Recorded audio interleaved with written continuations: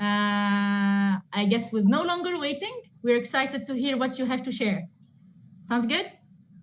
Sounds good. We are ready. Thanks so much, Sumaya, for this kind introduction, and good day, everyone. Bonjour à tous, and welcome to our session. We are super excited to be here today with you and to share the learnings we have from our project and really talk about, let me just quickly open the presentation. So to talk about the role of startup support organization and ecosystem builders in developing a thriving ecosystem.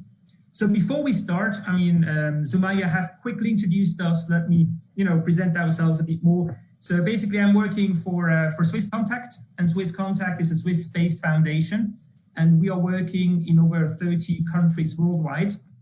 I think I can proudly say that as an organization, we do have quite a lot of experience, because last year we were actually celebrating the 60th anniversary, and the work we do around the world is quite broad as well. So it's all up from technical and vocational trainings to SME support to more about local development strategies. And in recent years, we also have been involved much more in promoting entrepreneurship and also ecosystem building. And as Sumaya was mentioning, I'm leading a project together with the Swiss bank Credit Suisse. And because ecosystem building has become such a popular topic over the last year, we thought it would be super interesting of having a project that has a global perspective in understanding what actually works around ecosystem building, what's the latest thinking of ecosystem building, and bring these learnings back to the global community. And I think it's a super good opportunity now to also share these experiences with you guys. And we feel that there is so much good stuff going on, and we still see that a lot of times, the wheels are being reinvented again and again. And I think one of the objective of the project I'm leading is really to make sure that this learning is spread worldwide, and we are actually, making use of what's already out there. So that's a little bit about my background. And I'm also want to give some space to Charlotte, who's joining me today, because she's leading the Swiss EP, which is another program Swisscontact is doing. And I'll let Charlotte tell a bit more about that. Sure. Thank you, Benny. And hi, everyone. Very happy to be here. So I'm the current global manager for the Swiss Entrepreneurship Program. We call it Swiss EP. It's a global program that supports development of emerging ecosystems in 7 countries. And I'll tell you a bit more later on the specific program. And before being the global manager, I was actually heading the program in Peru for 4.5 years. Before Peru, I worked in Colombia for Endeavor. It's a global organization that selects and accelerates high-impact entrepreneurs. And you might know them because they are also in Tunisia. And before Colombia, I was in Switzerland working for the World Economic Forum, and specifically for a community called the Forum of Young Global Leaders. And it's basically leaders who are under the age of 40. They're CEOs, ministers, media leaders, artists, any background. And they're seeking to shape a better future. And that's when I started interacting with entrepreneurs, and that's where my passion for supporting entrepreneurs started. So again, very happy to be here, and I look forward to interacting during the session. Well, thank you, Benny, for that introduction. And just to let you know, we also have a new project from Swisscontact taking place in Tunisia, and that's why Lawrence is also here on the call. Maybe, Lawrence, do you want to say maybe 1 or 2 words or sentences around that new project that Swisscontact is doing in Tunisia? Absolutely. Amazing news. Absolutely. So we do have a new project, a new program going on from Swisscontact. It actually just started about 2 months ago. It's called Perspective. It's going to roll out officially in June out of next year. It's a program actually designed to engage and to mobilize the Tunisian diaspora worldwide, but especially in Switzerland. But it's going to take place especially in Switzerland, France, Italy, Germany. And we're trying to get the Tunisian diaspora to invest precisely in the ecosystem, in the entrepreneurial ecosystem in Tunisia, which is why I'm thrilled to have the possibility to just participate in this session. So thank you very much for having me on board here. Amazing. I mean, this is a great news. I heard some things about it, but it's pretty clear what's the context. I'm excited about that. I mean, you're talking now to the ecosystem right away. So if you have something to share, it's going to be also saved for a long time. So I'm happy this news is shared live in this session. Thank you, Lawrence. Thank you very much, Sumaya. All right, so let's jump into today's session. And the way we structured the presentation today is basically in two parts. So the first one is really about having a better understanding of what do we actually mean by a thriving ecosystem, right? We have, so what does it mean that, what is thriving ecosystem basically all about? So what are the basics around there? And then the second chapter is really more about understanding the role that you as startup support organization really can play in developing such a thriving ecosystem. And that one is really based on practical experience that we are having, and Charlotte will be talking about that. And as Sumaya already mentioned in the beginning, we will have a Q&A session after chapter 1 and after chapter 2. So if you have any questions as we go, please, put them into the chat, and we will be then picking the questions you were having after those sessions and responding to those. If you don't have the time to go through all the questions, we can then also follow up after the webinar today. And then maybe another word, because we have been thinking around what is actually the correct title to use. And we came up with the word exploring. And that is not just a coincidence that we used that one. But I think the reason is because we were thinking about, shall we talk about best practice? So we talk about, the secrets to build thriving ecosystem. We felt that this one isn't really correct because each ecosystem is different. But what we can do is we can provide you with tips and tricks on what worked from our experiences. And what we learned as well is that ecosystem building is actually a process. It's not a one-time thing that you do, but it's really a process that takes time. It's about coming together as a community and to have a clear vision. And I think this is really about the focus of today's session and helping you understand and how you can contribute as an organization, as people working for those organizations, to a thriving Tunisian ecosystem that is well known in the region and hopefully globally as well. So before we start, and I'd like you to actually answer 2 questions for us, and please put them into the chat. So the 2 questions I'm asking you to think about is, you as a startup support organization, what are the type of entrepreneurs that you're best at helping? And then also think as a second one, what are the type of entrepreneurs that you are not so good at helping? And please put that into the chat. Just put best and then whatever you're good at, and worst, whatever you are not so good at. And there's really nothing, there's no bad answer here. It's really just about understanding. And I think, just give you an example. So type of entrepreneurs could be that they are, I don't know, maybe they are health entrepreneurs. Maybe they are entrepreneurs that are they have a social driven, right? But it can also be the type of businesses. Maybe you are super good in helping, highly scalable businesses, and other ones are maybe better in working with traditional businesses. So again, there is no bad answer. But think about that and please put it into the chat, and we'll be looking at those a bit later in our session. So let's start. And as I said, let's start about understanding what a thriving ecosystem is, and what all that has to do is what we call density of trust and clarity of purpose. So for all of you that actually joined the first webinar with Startup Common, you might remember that what they said is that network connectivity among ecosystem actors is among the single most important contributor to a strong ecosystem. And the reason for that is actually very simple. Because only when we have connected ecosystem, it allows entrepreneurs to quickly find the resources and the knowledge they need at each growth stage. And what that means is that they are able to get that knowledge. We are able to help them grow faster, but also ultimately, of course, to increase their survival of the startups.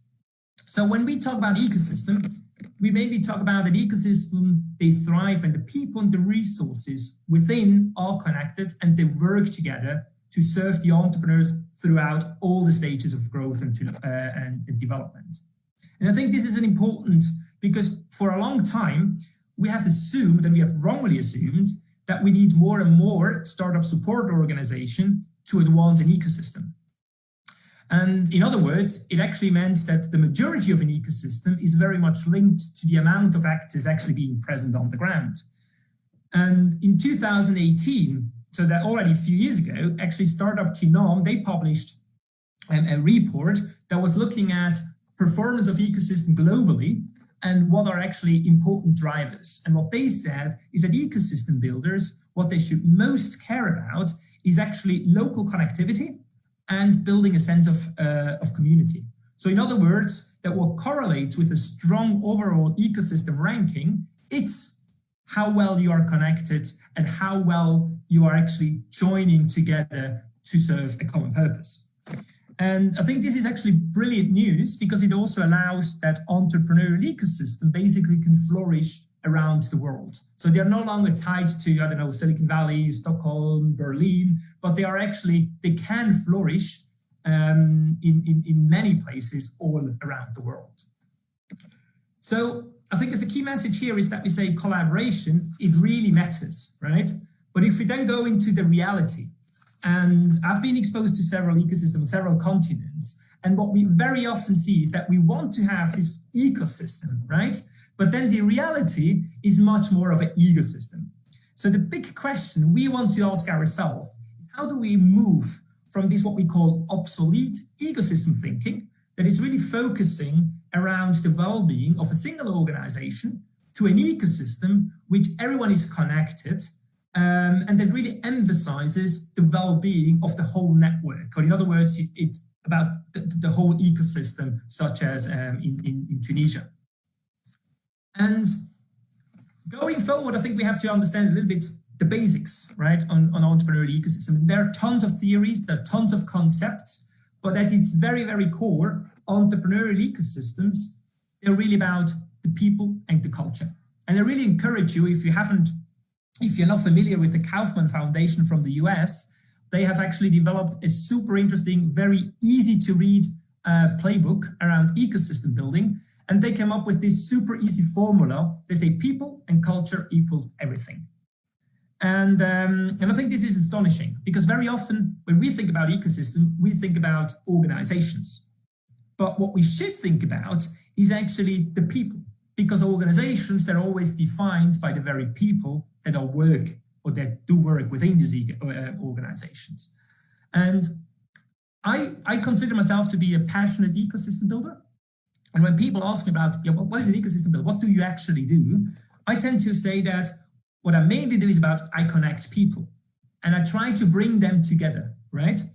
And it's not just the organization, but it's really the people working within these organizations that try to bring together. So in other words, I think when we talk about ecosystem, there is also a human side to it. Beside all the concepts that we know, there's actually a human side to it. And the reason is because we all want to be part of a system and the network that has a heart and a soul, right? We want to be proud. We want to be part of that system. And I think this is something that ultimately makes us be part of something greater. And the idea is, how can we actually make Tunisia, the ecosystem within Tunisia, such an ecosystem that you are proud of working there, that people are actually being attracted of coming to Tunisia because they know what the Tunisia ecosystem stands for and how it differentiates, for example, from ecosystems in the region, Morocco, Egypt, or likewise. And the two key components we found when we talk about this cultural, it's actually around trust and purpose. And whenever I talk about trust and purpose, I love that picture. And I love it because for me personally, I know nothing to do with ecosystem and maybe not what you expected, but it perfectly exemplifies the symbiotic of the two concepts. So whenever you look at that, who would voluntarily put his hand in the mouth of a crocodile? I reckon nobody would do that, right? And there's no reason to do it. Because there is no trust. We can't trust a crocodile that he won't close his mouth and actually bite off our hands. And as I said, there is no reason to do. Why should we? Maybe the only reason could be because we want to show how brave we are, but that also can turn into the worst idea we probably ever had in our life within seconds. So on the other side, if we say yes, if there is trust, and when this trust is paired with a sense of purpose, and this is clearly the case here with the crocodile and the bird, you know, we are willing to help and we are willing to support each other. And we are also willing to give before worrying about what we actually receive. So before we now go a bit more into the detail and see how that trust and purpose actually relates to the ecosystem, I want to do an exercise with you again, and that is actually more of an individual exercise. So please just grab a pen, grab a paper, and think about those 3 questions. Who do you trust outside of your startup support organization? And if you know who you trust, why do you actually put those people on the list? So what makes it different that you trust those guys versus other ones that you didn't put on that list? And then if we kind of like reverse the whole question, also think about who trusts you that is not within your organization. And then why do you believe that actually these people trust you, right? This is maybe an exercise. I'll pause here for maybe a minute or 2. Think about that, and then we move on, you know, putting trust and purpose in context of an overall thriving ecosystem.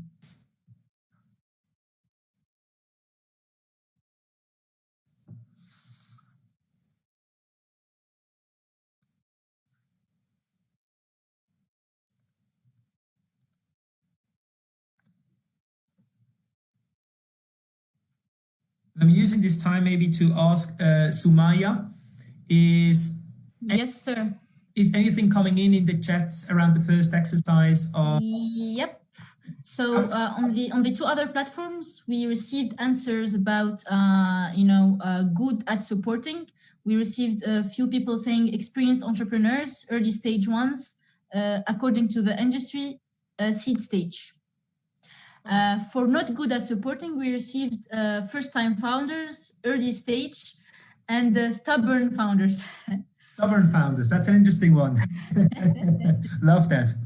Okay, cool. Thanks for working, and we'll come back to that a bit later on again.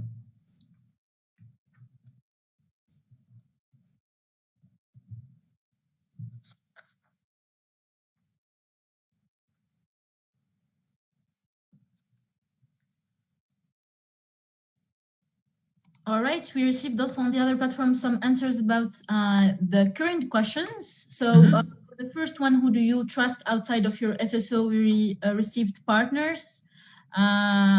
We received also not always the government. I'm being transparent here. I'm not gonna hide anything. Why do you trust the people you listed? He said previous experiences. We still didn't receive others, so I'll keep you posted if we have more. Okay. Excellent. Cool. Thank you.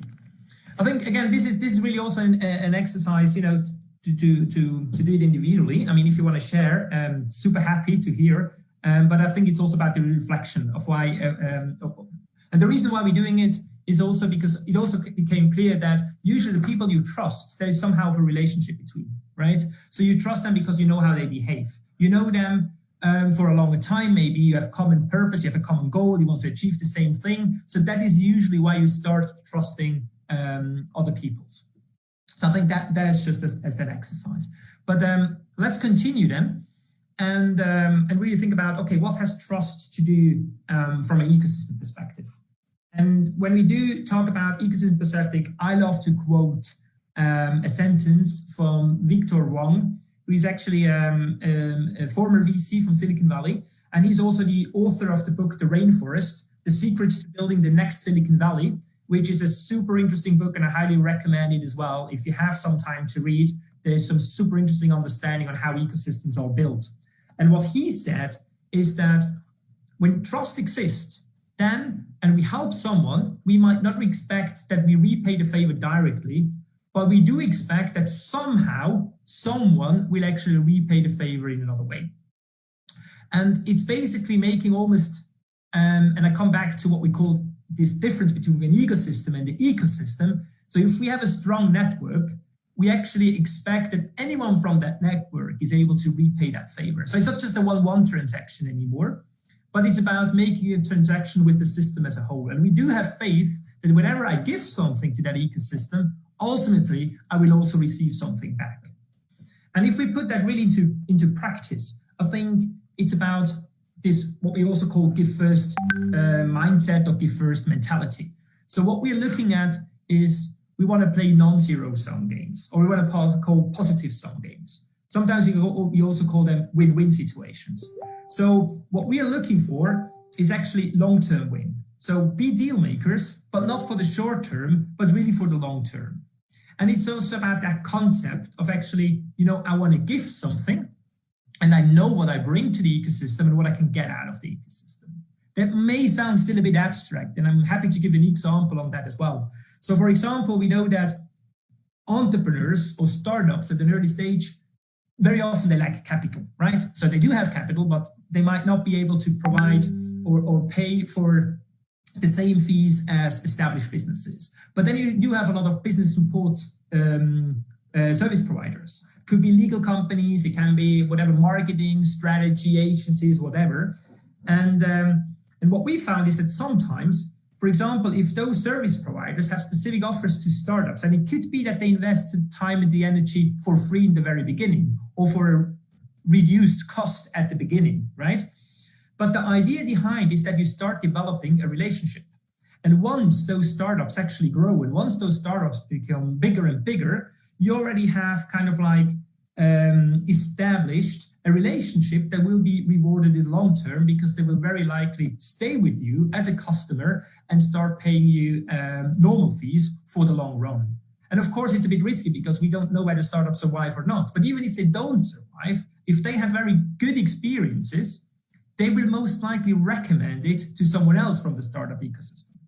So even then, and that's what I meant with if you make a transaction with the system as a whole, if they're spreading the word, if they're talking positively about you, it may actually mean that it will be repaid by someone else who actually becomes your client because it has been a recommendation from the one that you actually provided help with at the moment they weren't really, they couldn't afford it that way.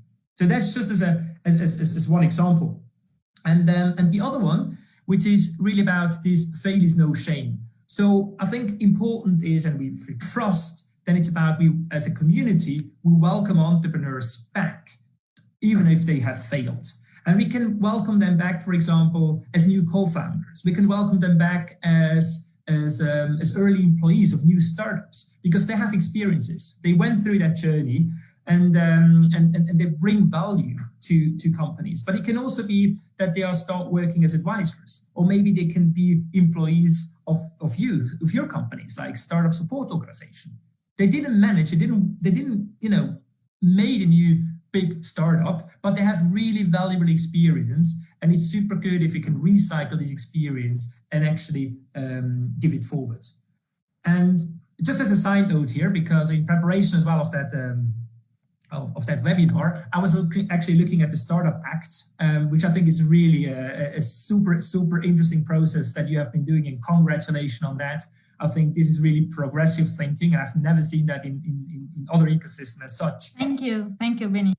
And what I read, if I read it well, it's that actually there is almost a right in Tunisia now to have a 1-year leave period to actually start, with a new idea, to actually put your idea into practice and do your startup. And even if it's failed, you are actually still allowed to go back to your former employee and continue working. And I think this is really what I'm saying. It's an experience. And even if there is failure, there's no shame in it, because people made so much experience, and for sure it will pay off, because they will bring back much more knowledge and really help you thrive in the old jobs again. So I think this is really first time I'm hearing that. And for me, that's really wow.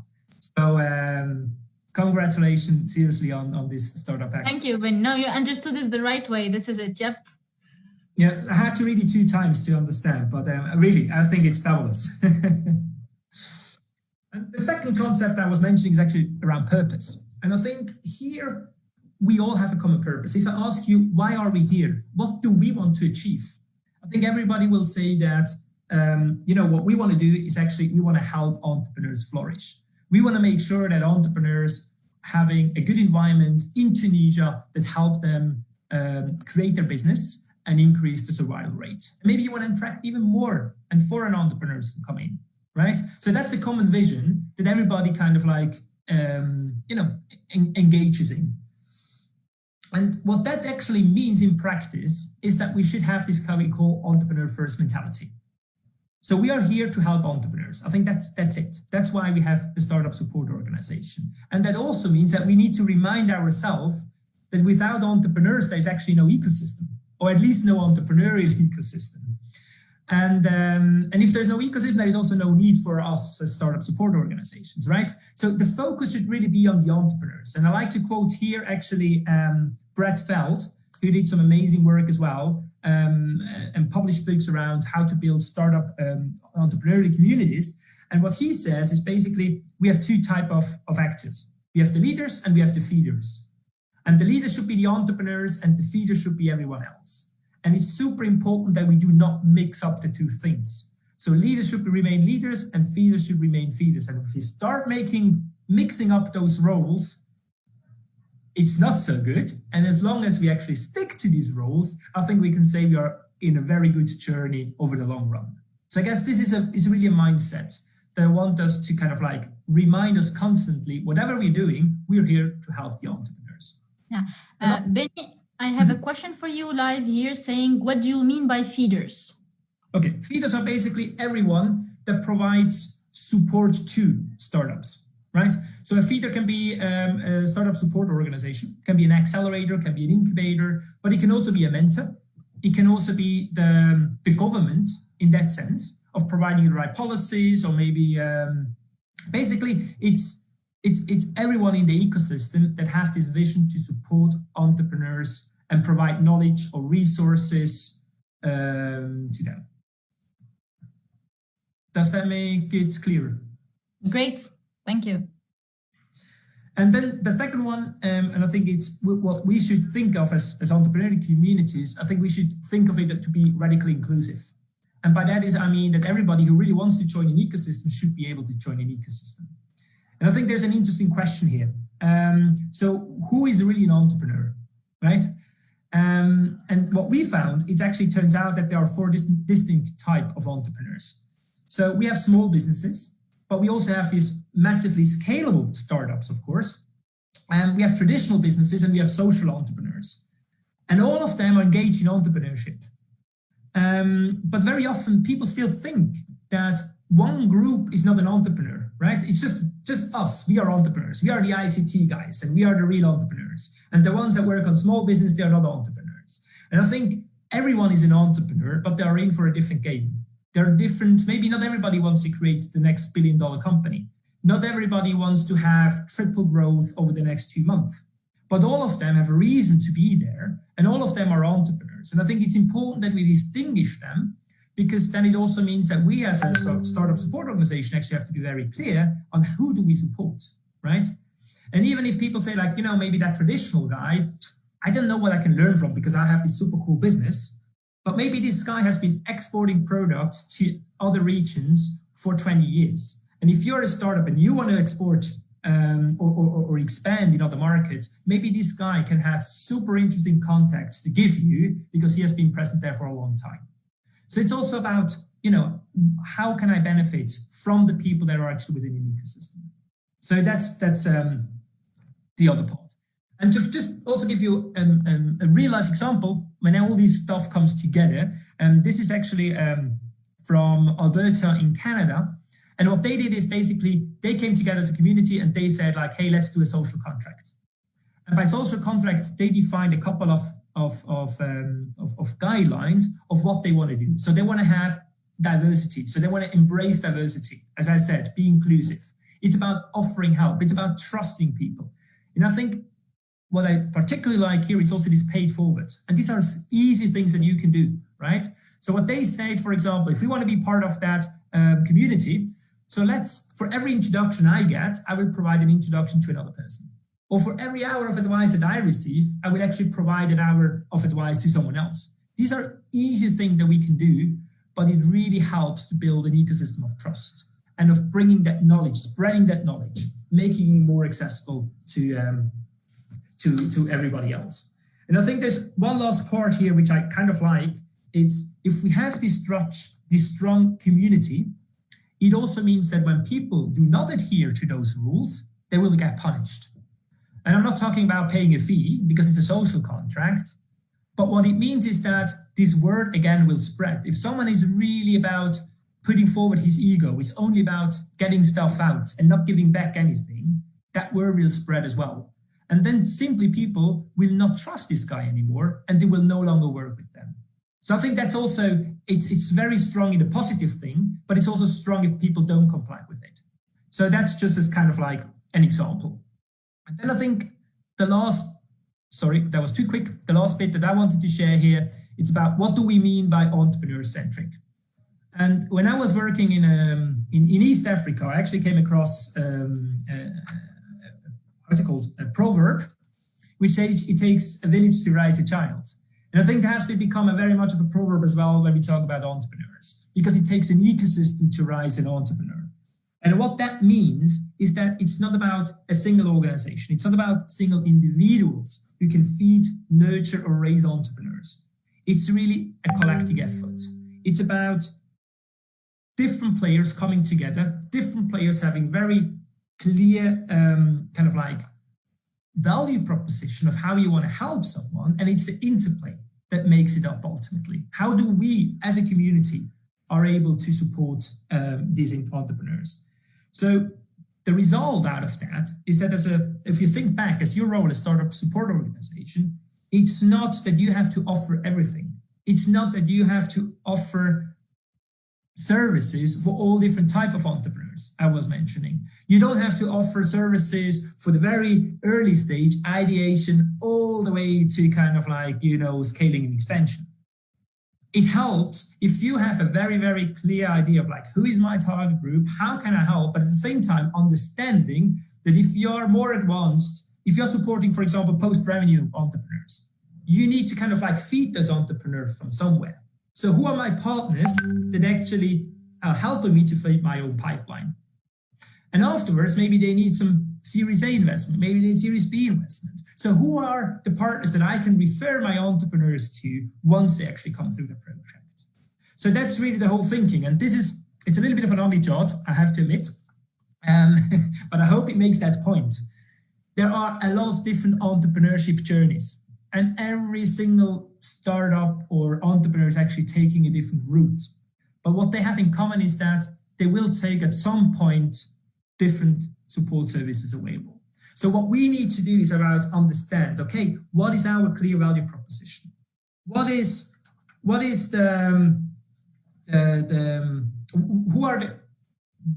the partners that we can work with that actually tells me what comes before my service, and what are the ones I want to refer to, what comes after my service. So it's about understanding where am I within that journey. And maybe you have different programs, right? The same organization can have different programs. Then the whole thing has to be done on that program level. And what we found, really what also differentiates more emerging ecosystem from a more mature ecosystem is that those startup support organizations, they start focusing and specializing much more. And this can be specializing for specific verticals, for example, because it's totally different if you have a health tech business, lots to do, for example, with legal things, than if you are more into the agribusiness. So I guess it's about, you can specialize around verticals, but you can also specialize around specific technologies. For example, in Switzerland, we became quite famous, or we have what we called the Zug Valley, which is super specialized around blockchain technology.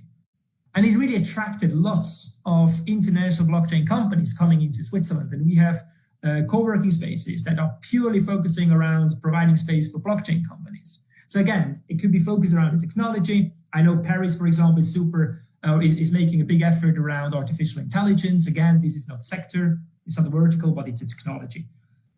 So there are different ways of specializing. I think the important message here is that we do know who do we target. We do know what is the value prop, what is the added benefit, why actually entrepreneurs should join my program. And I think if I can go back, and maybe Sumaya, you already mentioned a few of them, right, in the very beginning, and that's also why we did that very first exercise.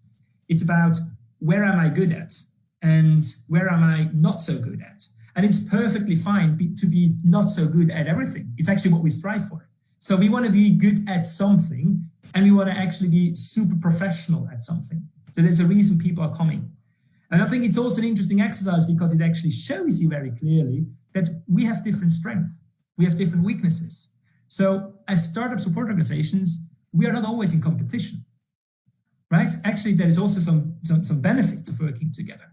So if an entrepreneur is coming to me and I think like, hey, maybe this is not really the strength of our program, I can refer it to someone else. But I do expect that at the same time that these other, if the same thing happens for another support organization, they're referring it back to me. So I think this is an important exercise, and I think we've seen it. And unfortunately, I can't really see the chat, which would be nice to actually see what you did. We have actually a question, if you want me, it's aligned with what you just shared.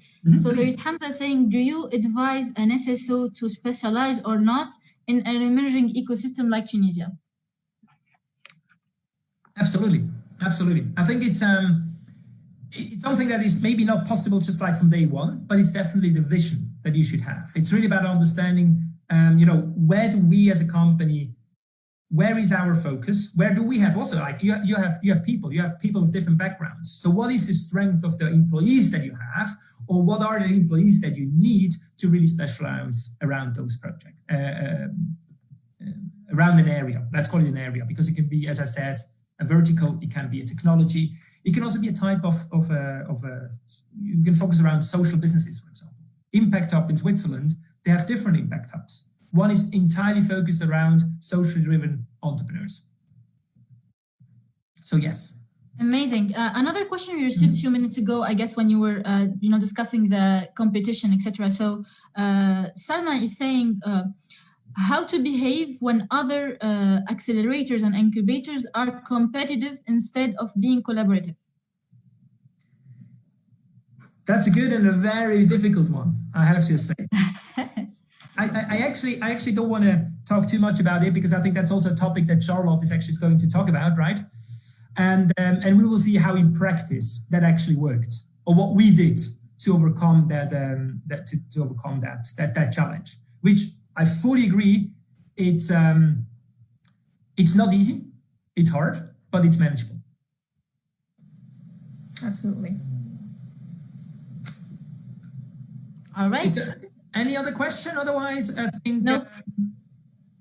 I would close my chapter. And I think the last one is really, and this is more of a call to action. I think, as we said,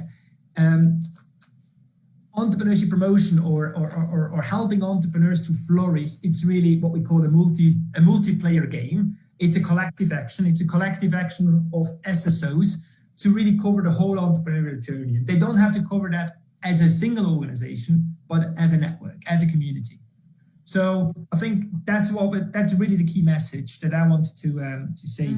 It's about how can we make sure that we also hand over, that we don't own entrepreneurs, we don't hinder them actually in their growth by owning them, but really thinking more about how do we act as I mean, this is word of calling a servant leader, right? So how do we actually support the entrepreneurs so they become better? And we can take pride of that in having supported entrepreneurs that were super successful. It's not about owning them. It's about having the pride of actually, hey, we played a role in that, but they went through that journey.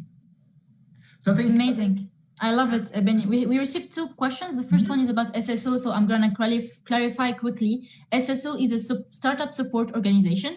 And we have another question, Benny, for you, but it's not 100% aligned with the content you shared. But Hamza is asking, what advice do you have for an SSO that want to go regional?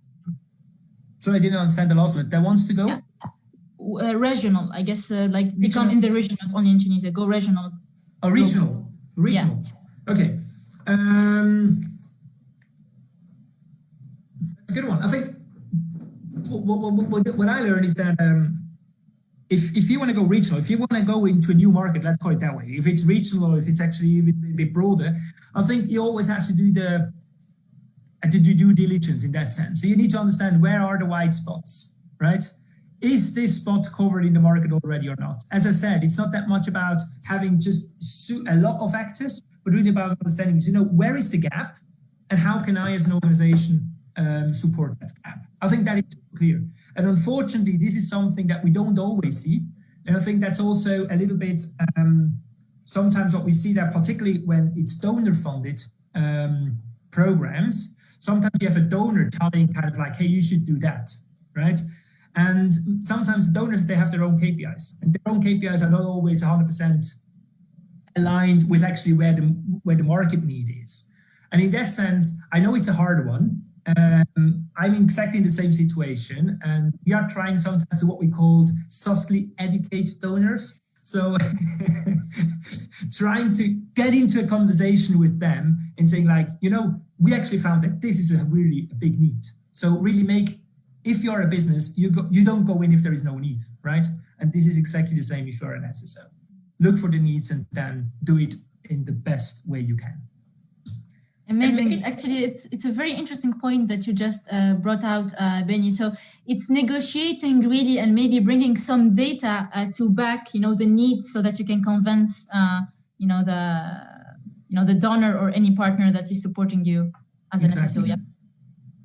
And maybe to add on to Benny's answer, I would suggest to explore the partners that are in that market first, like try to connect with them and understand from them what the market looks like and what might be needed.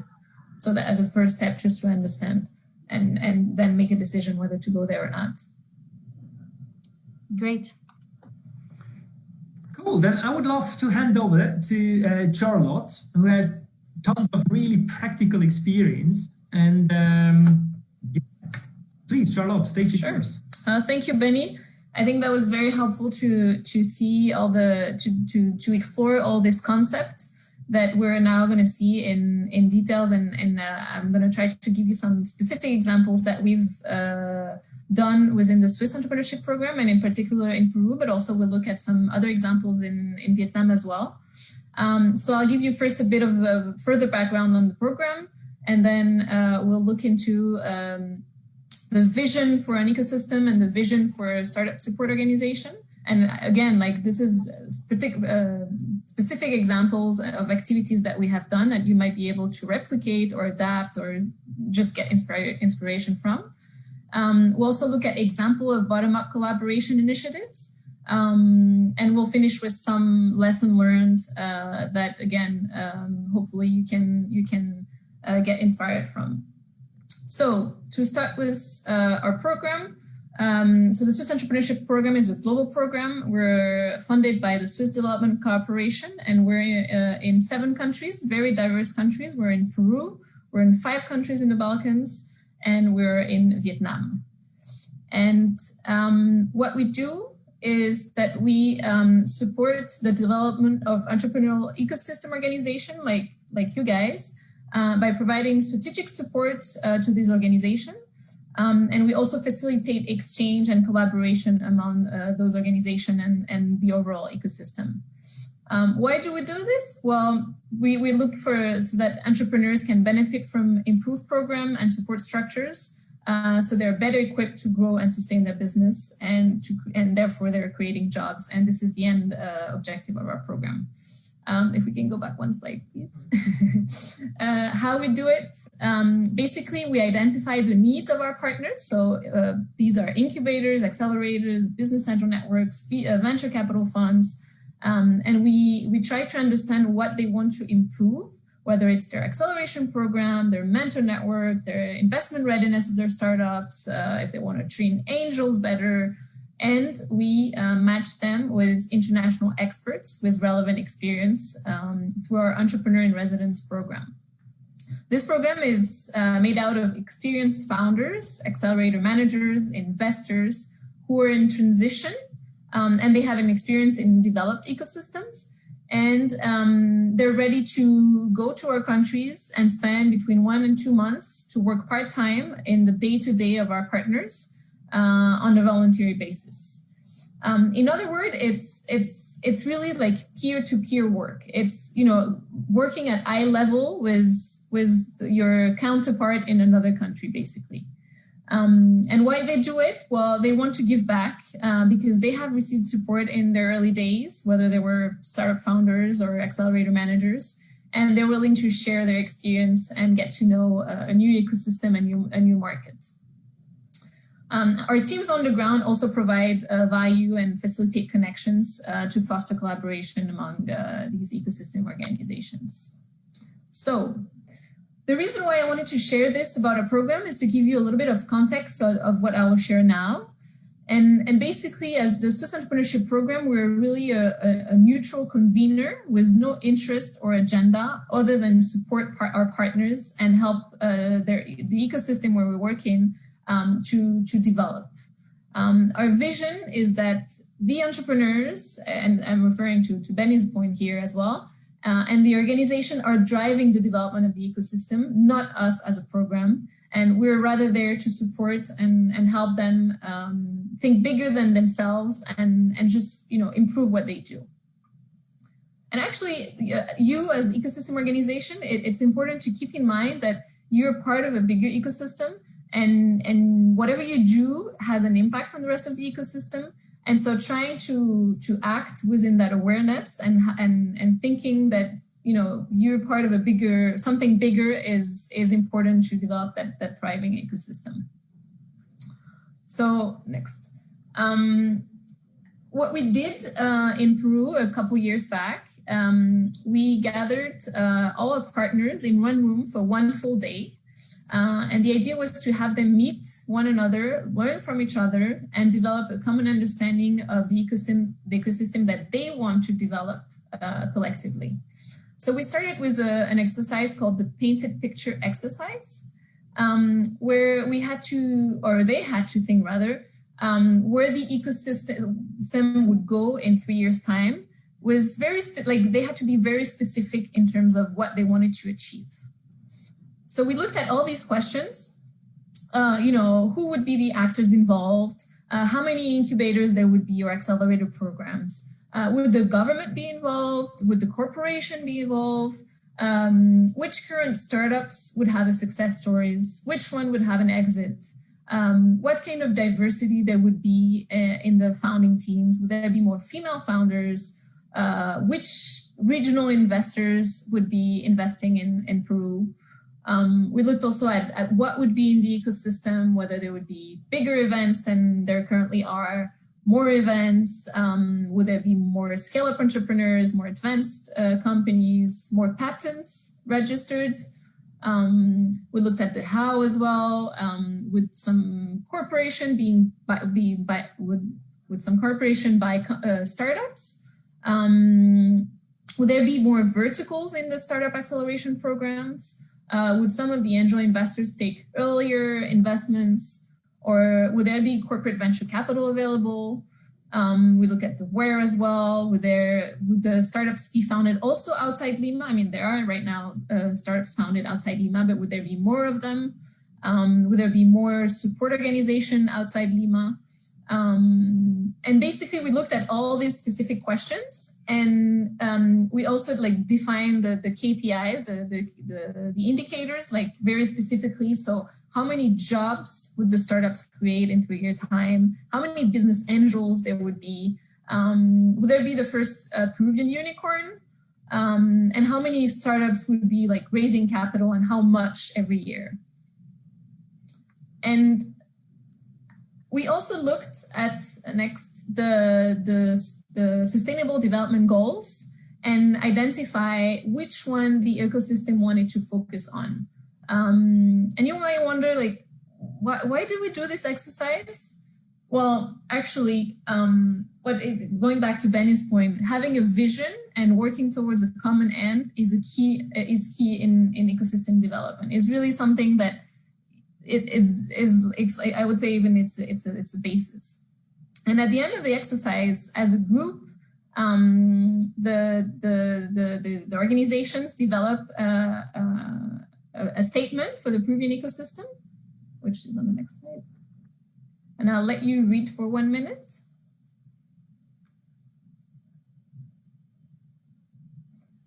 And basically the idea of this was to have the ecosystem organization later on, when they developed and fine-tuned their own value proposition, that they would feel that they're doing it to contribute to the vision statement of the overall ecosystem. So again, they're part of something bigger, and they're working towards a common goal. So that was the first exercise. And then we did another exercise, a mapping exercise of the current ecosystem. And basically every organization put themselves under the category that was relevant, like where they felt that they contribute the most, whether it was incubator, accelerator, whether investors, media, government, university, you name it. And we not only mapped the organization in the room, but we also mapped the organization that were not in the room to be as inclusive as possible, and to get a wider, or to be as wide as possible to get an overview of the ecosystem. And we did it with Post-its, but then one of our partners decided to produce this infographic that we're seeing now. And what's interesting is, first, people could picture themselves and see where their peers picture themselves. Because sometimes you see an organization in the ecosystem, you think you know what they do, and then if you see how they have mapped themselves out on the mapping, you realize, oh, I didn't know actually that they were also doing investments. I thought they were just doing acceleration, or so it really helps you as an organization to get a better overview of your peers. And what we did is that we shared it in the ecosystem newsletter. And if some organization weren't yet part of it, they contacted us to be added, because they really wanted to, be on the picture, and that way it really helped us have a better picture of the ecosystem. So why did we do this exercise? Oh, you can keep. Why did we do this exercise? Well, it again, it makes you find out about other organizations, and again, to Benny's point, network connectivity among ecosystem actors is really the single most contributor to a strong ecosystem. And once other organizations exist, and maybe you're in the same market, or maybe they will feed you with entrepreneurs, or maybe you will feed them with entrepreneurs or whatnot, then you can reach out to them and start connecting with them. I'll say also that. Yes. I have a question for you, Charlotte. Should I jump on it? Yes, please. Amazing. So we have Sammy saying, when launching an accelerator, how to validate the need for it. And he's putting more details in case you don't have access to such mapping. Well, I think market research question. Yeah. It's a very good question. And I would say if your customer is the entrepreneur, exactly what you do with your entrepreneurs, and you tell them, make sure that you ask your customer what they want. Well, exactly the same. As an accelerator, the same lessons and the same principles apply to you. Find out, from entrepreneurs, go out in the street, talk to entrepreneurs, go to entrepreneurial events and talk to entrepreneurs and find out what they need, and see if the service that you're building is what they actually need, and whether they'll be interested in joining your organization. Great. Thank you, Charlotte. Sure. So after spending some time on the ecosystem, we actually went down to the organization level. And we ask our partners to define their vision and their business plan for the next 3 years, keeping in mind and defining actually their staff and financial resources, their KPIs, how would they measure success, and also defining priorities for the next 30 days, 90 days, and 1 year. And the idea was that this business plan would contribute to the ecosystem vision and the statement that they had worked on before. And what was very interesting is that some of the ecosystem organization actually were open enough to share their vision and their plan with their peers. And that was really, really great, because it really showed that they felt that, during that day, that they were in a trusted environment, and they could share basically their business plan with their competitors but not thinking necessarily that they're the competitors, but they're really, organization around them that can actually also help them. And I'll say that I recognize that this type of exercise and organization takes time and resources to do. And we, as an independent program, it's our objective. So it's easy almost, I would say, for us to do it. But the feedback was really amazing, and you could say, and what was really cool is that you could see afterwards that.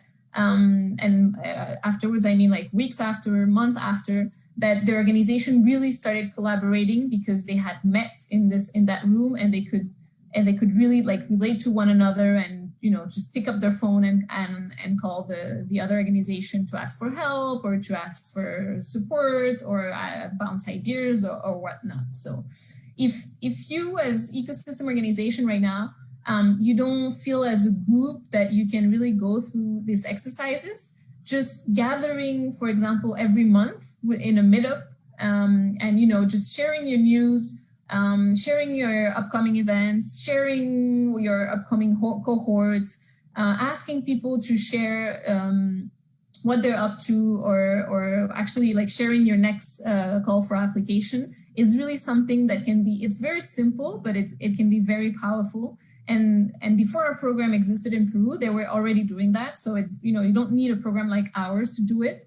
The reason why they started was because they wanted to coordinate the events for the Entrepreneurship Week, the Global Entrepreneurship Week, and they wanted to make sure that their event were overlapping, and that they were giving as much value as possible to the rest of the ecosystem with their events. So that's when they started meeting.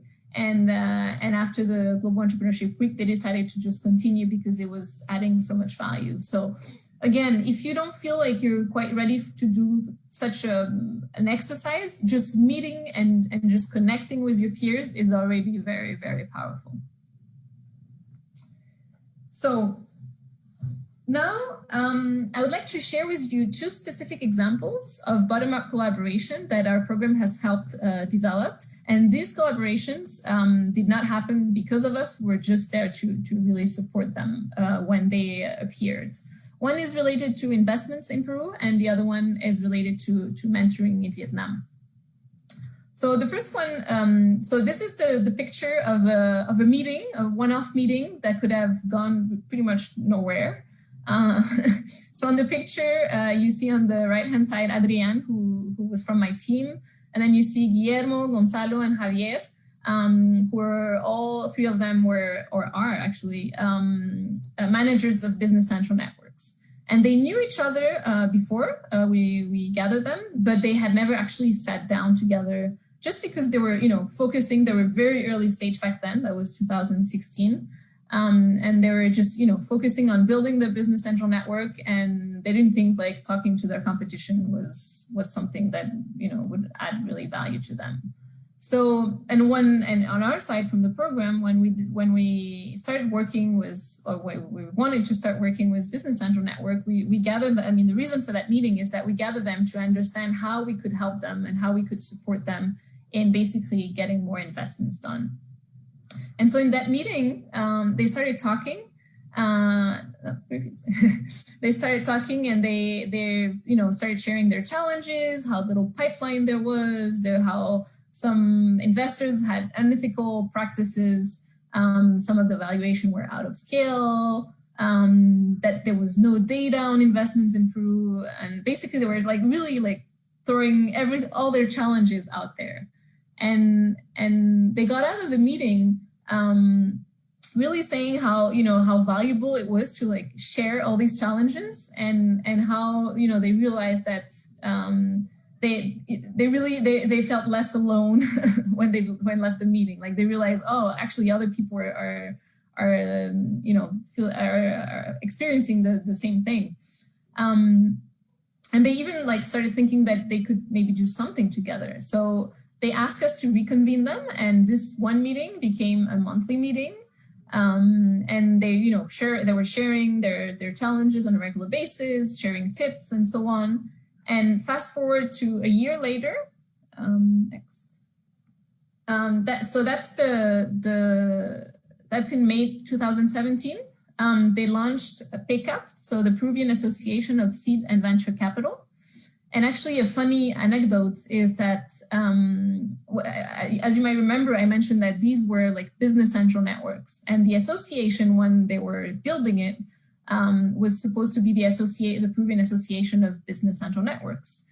But the night before the launching event, the president changed the name, and it was a bit of a mess because we had everything ready, the program and everything printed, the press release, everything was ready. But still, we changed the name last minute to the Peruvian Association of Seed and Venture Capital, because he realized, the president, that the next actor who was going to come into the ecosystem in terms of investment were going to be venture capital, and he wanted to make sure that they would feel welcome in the association and they would join the association rather than building their own association. So last minute, the whole name of the association was changed, and it was a mess on the moment, but it was really, really for the better, because nowadays, PICAP is an association like fully independent. It has its own budget, its own team. It has more than 25 paying members, and these members are business central networks, they're venture capital funds, they're family offices, they're accelerators, service providers as well, so law firms, accounting firms. And the association publishes data on the Peruvian ecosystem that is very well recognized and really helps Peru to be on the map, on the international map, because they publish, how much investment Peruvian startups got in 2019, for example. And then this information gets related at a regional level and international level, and it really, really helps Peru to be put on the international map. So one of the big things that sorry? Yep, Charlotte, yes. I have a question for you right away here. Is PICAP open to Tunisia to be part of it? Of course. I mean, so they're members of PICAP who are investment firms or venture capital, for example, from other countries, because they're interested in investing in Peru. And so they join PICAP so that they have access to information and pipeline and so on. So definitely PICAP is open to actors outside Peru, for sure. And so what PICAP does is actually to publish data, let's say publicly, but also like has more detailed data for its members. It also coordinates with regional ecosystems. Or actually, it connects regionally with other ecosystems. So in Peru, like they connect with Colombia, with Chile, with Argentina. And actually they're even connected now with EBAN, so the network of business centrals in Europe. So they really try to connect internationally. And they also do some policy work to improve regulations for investors. And they're also like right now pushing forward for a fund of fund, which I understand there's also something around those lines in Tunisia. Exactly. We have another question, Charlotte, yes. for you from Salma again. She's asking, how do you find Tunisian initiatives? It's not a clear question. How do you find Tunisian initiatives? How do you expose Tunisian initiatives worldwide?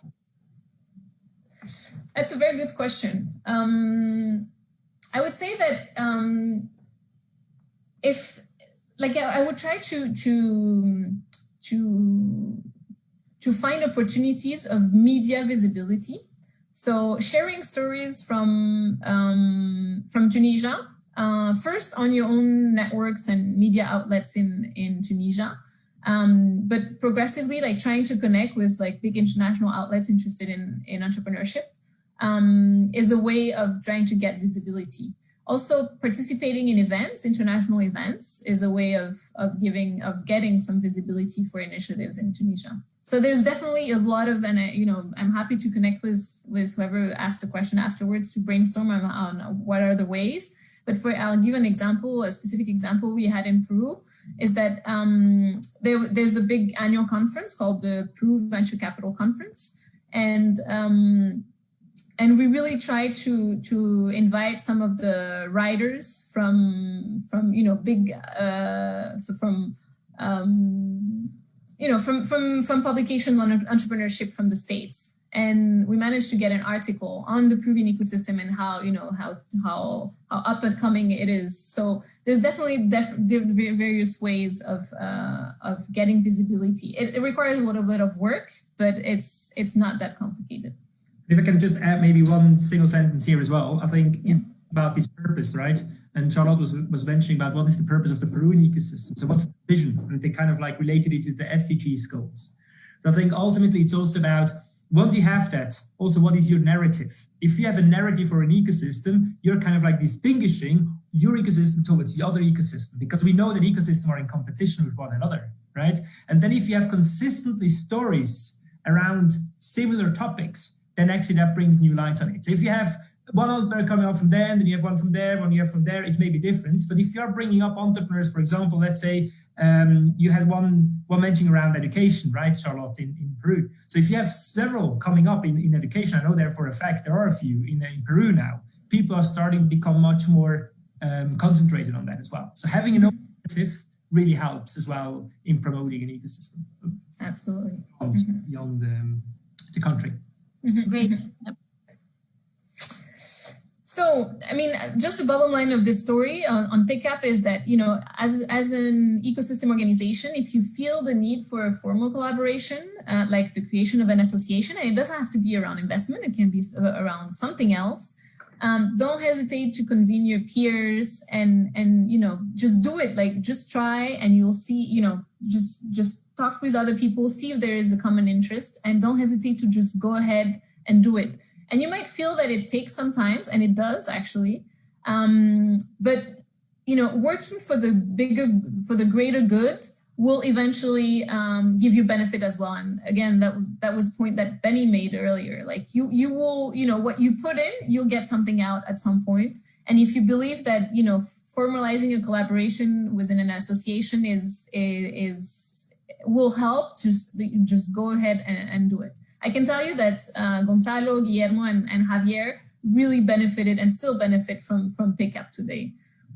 So I can really, really encourage you to do so. And now I'll go to the another story, which is a bit different, and it's another country. This is something that happened in Vietnam. So one of the topics as a program that we worked on at the beginning was how to create a mentoring culture in emerging ecosystems. And in Vietnam in 2016, people in the ecosystem define a mentor as a professional who gives a workshop on a specific topic, answers some questions in an event, and then they disappear. So then this picture was taken in Vietnam when our program gathered a group of ecosystem organization and introduced the concept of long-term mentorship. So with pro bono mentors who have experience in entrepreneurship and are willing to dedicate a couple hours per month to helping entrepreneurs. And at the end of the event, the ecosystem organization realized that there weren't so many mentors in Vietnam, and what would be very helpful would be actually that each organization could access the mentors of other organizations. And basically they decided to do something about it. So they created the Vietnam Mentor Initiative. And basically it's a platform that accesses exactly what they were looking to do. So it allows ecosystem organization to access directly other ecosystem organizations' mentors. And also VMI trains mentors. And apparently some mentors reported that they joined X Accelerator because they were part of VMI and they knew it was a sort of label, and they also knew that they would get training and they would get value. So that's how, and VMI actually also recognizes Mentor of the Year. They give a Mentor of the Year award. So basically, again, like this is an example of an ESO that actually a group of entrepreneurship organization that identified a pain point and decided to do something about it. In this case, our program support developed the solution, but we just like we we sped up the process. If we hadn't been there, it would have still happened. So it's something that really can happen in other ecosystems. And the idea is, not to do this if it doesn't make sense to you, but just get inspiration of such initiative of collaboration, really add value to the rest of the ecosystem. So let's get into now some of the lessons that we can learn from all this. Yes, yeah, maybe there's a question already. Yep. In the meantime, another question on our side. So the question is, it's a founder of a startup. He's saying how to vet if joining an accelerator is good for me. That's a very good question. I would say, try to find out from alumni of that accelerator first. Oh, actually, no. First, I would even ask. You always find information on the website of the accelerator about what they offer. But try to meet with the team and try to really understand what's the value that you can get out of it. And also talk as much as possible with former or entrepreneurs who went through this program to see, what they valued and does that make sense to you at this point of time? Because accelerators can be great. There are a bunch of them. They have very different value propositions. And I think if you don't want to, if you don't want to waste your time, if you want to gain as much as possible, you really have to do your due diligence and make sure that the program and the services that they offer will be relevant for you at this point in time. Great. Thank you, Charlotte. Mm-hmm. So some lessons. You're not alone. I hope you get this point from our presentations. You're part of a community. It's your job to make this ecosystem a relevant ecosystem and not an ecosystem, as Benny was mentioning earlier. Next. It's all about, giving first, giving back, you name it, sharing, convening, thinking that the greater good goes first before your own interest, and that eventually it pays off. And, Benny and I don't want to pretend that, this is the Care Bear world and everything is happy and love and perfect and, it's not, but definitely thinking about the bigger group is important. And of course, it's super important as well to think about your own organization. Next, what you want to achieve, what's your vision, how are you going to sustain your business in the framework of your ecosystem? And actually, I want to raise here a point about sustainability because it's a strong challenge that ecosystem organizations face. And it can be very tempting to change your focus as an organization just because there's a new fund, there's a new grant that you can go for, but that would make you shift focus. And I would say really try to define your vision first. Don't pivot just because there's money. Be the best at what you do. And if you're the best at what you do, you'll get funded for that. You'll find funding. Also, something to keep in mind in terms of sustainability is that not everything for entrepreneurs have to be free. Of course, early stage entrepreneurs don't have much money, and it's hard to charge them a high amount for an acceleration program, for example.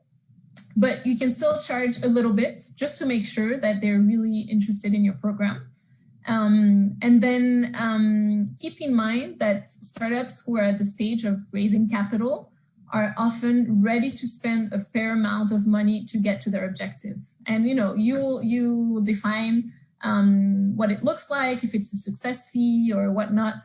But do keep that in mind that not everything has to come for free for entrepreneurs. And even events, we've come across some organizations who charge for events. It doesn't have to be a lot of money, but sometimes just charging a little bit so that it covers your cost will really help you on the long run. So don't hesitate to test and try. And I think mentioned it earlier. Next, basically the tips that you give to your entrepreneurs, all the principles of being focused or talking to your customers, they apply to you, and your customer are the entrepreneurs. They're your main customers, not the government, not the development corporation. The entrepreneurs are your customers, and you should design your services for your customers. Think big, start small, fail fast, be agile. All these lessons also apply to you as an organization.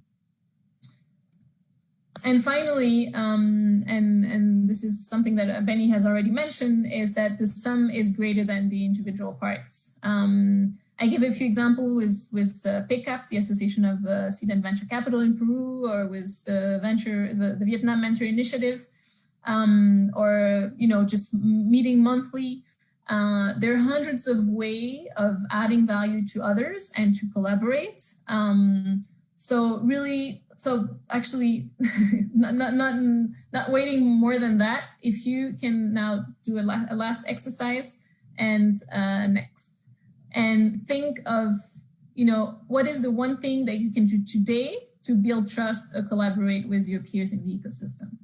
And take a few minutes to think about what you can do today, what you can do in 1 month's time and next year, and really put it on paper, and we'll ask you maybe to share in a second. Amazing. So Charlotte, I have in the meantime another question. Sure. So what ecosystem would you advise as a benchmark to grow fast? That's a very good question, and my answer would be none. Every single ecosystem is different. Of course, you can look up to other ecosystems and you can learn from them, but there is no size that fits all. So ecosystem development is really, really bottom up. So, try to get as much information and follow, reports or articles or networks or social media feeds from other organizations in other ecosystems. Try to learn as much as possible and read as well as much as possible. Benny mentioned some of the books that are really, really relevant in ecosystem development. But really, the development of an ecosystem is bottom up. And if you collaborate, if you really try to develop as a group, is the best recipe to build your own ecosystem and in a sustainable way. Copy pasting is not something that works in ecosystem development. I love the answer. I'm happy this question was asked. So there is Norman saying, this is the good exercise we'll do with my team. I guess he's talking about maybe those three questions. There is another question, actually. What's the most sustainable business model of an SSO you saw in your experience? It's a very good question. I don't know if there's the best business model. I would say that in my experience, business models that are a mix of, charging for services, but also getting some funding from a grant from the government or from international organization. So I would say a hybrid model. So not only depending on grants, but not only investing or charging is probably the most, if I can say, sustainable model. It's not easy, and there's no, there's no happy recipe. But I would say that it gives you the pros of getting a grant and having some sort of visibility for how long you have the money. But at the same time, you cannot depend only on grants because, governments change their strategies, organizations change their focus, and then you find yourself with nothing. And so if you've been charging in the meantime for some of your services, then, you can always bounce back on that kind of revenues. Amazing. So the same person is actually following up and is saying, Benny, Charlotte, would you advise in an ecosystem like Tunisia to think to have equity accelerators, equity-based accelerators, I guess he means? It's a very good question. Benny, you want to go? Or? I mean, whether they should take equity as accelerators. I think there's a big discussion around that. And I was actually 2 years ago in the US, and I was struck by a number where they said that, from all the accelerators in the US, I think about 5% are really self-sustaining. Or 5%. 20%. And I was struck by the number because if I think of a country that probably would be self-sustaining, then it probably would be the US, right? I think there's been a huge shift just generally of not just focusing only on equity, because equity it's difficult. It's a high risk game, right? So you invest in several companies, one needs to pay off. And what really often happens is that this payoff also takes time. Exactly. So you invest today and you get it back tomorrow, but it can take 3, 4, 5, whatever year, 10 years, right? And you have to make sure that you remain liquid during all that time, because you can't just wait. So I think it's, equity is definitely something to consider. I think it's an interesting way, but it should not be the only one. I think that would be my learning, coming back to what Charlotte said before, diversifying income streams is probably the best way to go.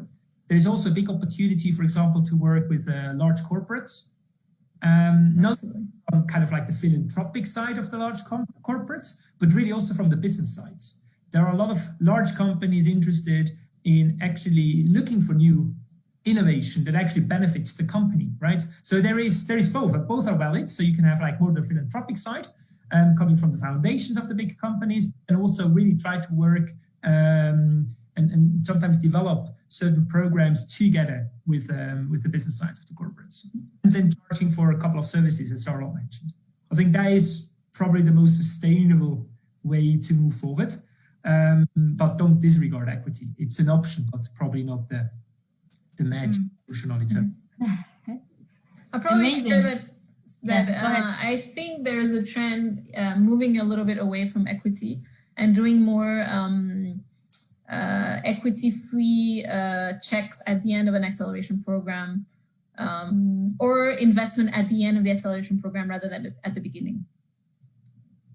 Amazing. So to be able to be respectful of your time, guys, and the time of the audience, I will be take only one more question, and I read it. I'm gonna resume it my way for it to be clear for you guys. So I think it's about team building, and the person is asking how to train my team in order to help me lead the accelerator.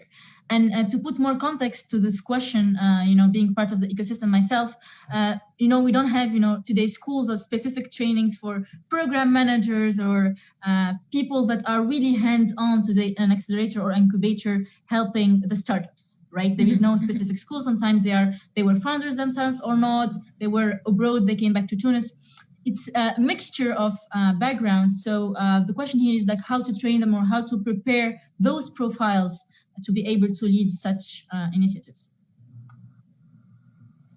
Well, maybe what I can share is, and something that I've seen a little bit is, if it's possible, is to shadow someone in another accelerator. I think that's super helpful. Those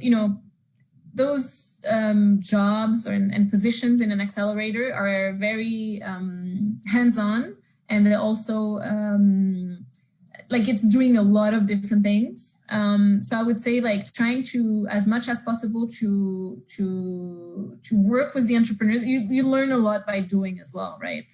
So be as close as possible to your own community. Be able to